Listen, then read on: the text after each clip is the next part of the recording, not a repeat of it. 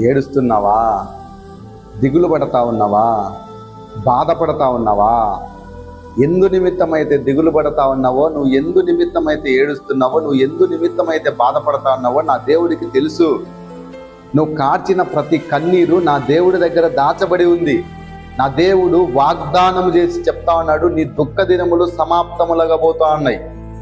నీ కన్నీటి ప్రతి బాష్ప బిందువు తుడిచివేయబడతా ఉంది.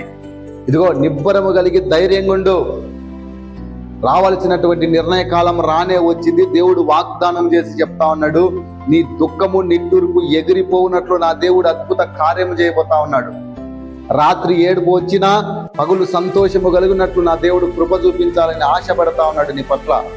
ఇదిగో నీ అంగుళార్పును నాట్యముగా మార్చబోతా ఉన్నాడు నా దేవుడు.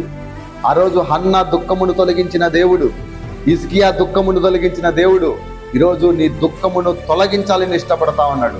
అందుకే వాగ్దానం చేస్తా ఉన్నాడు, యేసు నామమున నీ దుఃఖ దినములు సమాప్తములగునుగాక అని వాగ్దానం చేస్తా ఉన్నాడు. ఏడవక, ఊరుకో, కన్నీళ్లు విడుచుట మానము, నీ క్రియ సఫలమవునుగాక అని వాగ్దానం చేస్తా ఉన్నాడు. ఏడ్చొద్దు, బాధపడద్దు, దిగులు పడద్దు. నువ్వు కాపాడుకున్న విశ్వాసం, నువ్వు చేసినటువంటి ప్రార్థన, నీ పరిశుద్ధత నా దేవుడు చూశాడు కాబట్టే చెప్తా ఉన్నాడు, ఇదిగో ఇదిగో రాబోయే రోజుల్లో నా దేవుడు నీకు అత్యంత విలువైనటువంటి కృప చూపించబడతా ఉన్నాడు. నీ కన్నీటి ప్రతి బాష్ప బిందువు తుడిచివేయబడతాడు. నమ్ముతావా?